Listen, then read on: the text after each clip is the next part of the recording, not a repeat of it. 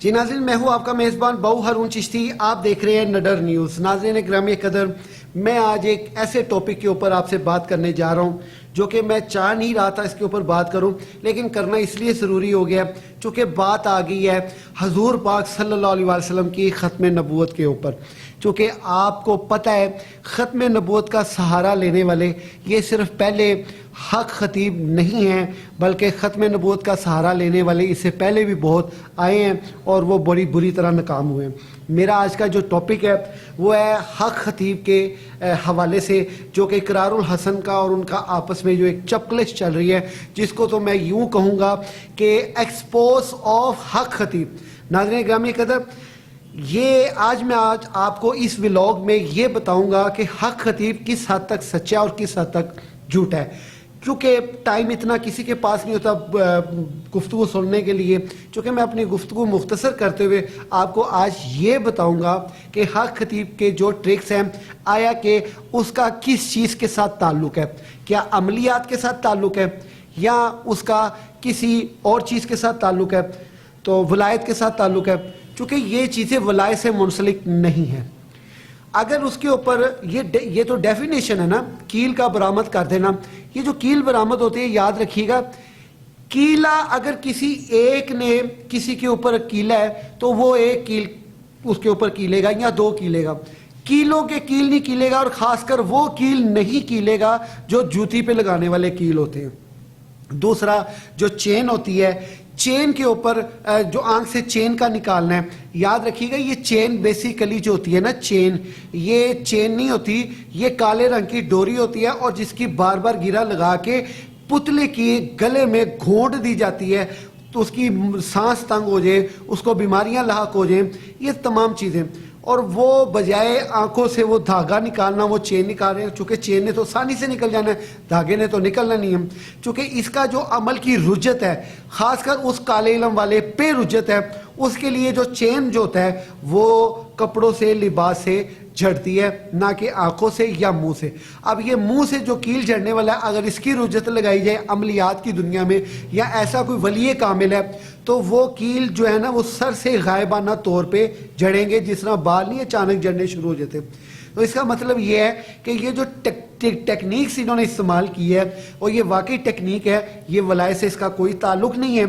ولی کامل اسے کہا جاتا ہے جو رشد و ہدایت کے ساتھ جس کا تعلق ہو اور جو رشد و ہدایت کی ہی بات کرتا ہو، یعنی اپنے اپنے مذاہب کے جو رہنما ہیں ان کی آگے اس کی منون ریپریزنٹیشن کرتا ہو. جس طرح نبی کریم صلی اللہ علیہ وسلم نے ایک ہمارے اسلام میں ولایت کا نظام ہے، اور نبی پاک کے جو فرمان یا فرمودات ہیں وہ آگے پھیلائے جائیں. ولی اسے کہا جاتا ہے، نہ کہ کرتب کر کے دکھانے والے کو ولی کہا جاتا ہے.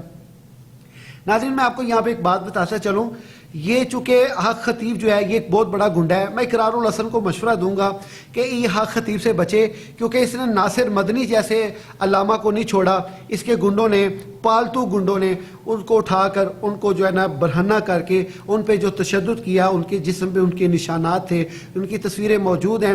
کیونکہ شف کہنے پہ یا کرونا کے مریضوں کو بہتر کرنے کے لیے جو انہوں نے ایک تجویز دی تھی، اس تجویز کو انہوں نے انا کا مسئلہ بنا لیا تھا. اور یہ 100% ہے، یہ گنڈا اپنی بدماشی پہ اترے گا اور یہ رنگ باز جو ہے اپنے گنڈے ضرور چھوڑے گا، تاکہ جو ہے وہ لوگوں کو جو ہے نا یہ تاثر جو ہے کہ پیر کی شان میں گستاخی نہیں برداشت کسی بھی صورت میں. چلے ہم مان لیتے ہیں پیر کی شان میں گستاخی برداشت نہیں ہے. کیا پیر نبی سے بڑا ہے؟ کیا پیر صحابہ سے بڑا ہے؟ کیا پیر اہل بیت سے بڑا ہے؟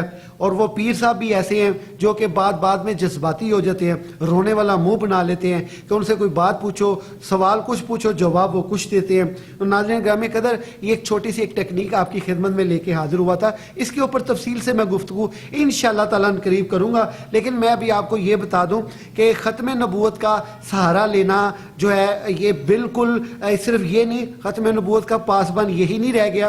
اہل دیوبند حضرات بھی ہیں، اہل تشیع حضرات بھی ہیں، تاجدار ختم نبوت زندہ باد. اہل حدیث بھی ہے، تاجدار ختم نبوت زندہ باد. تحریک لبیک والے بھی ہیں، تاجدار ختم نبوت زندہ باد.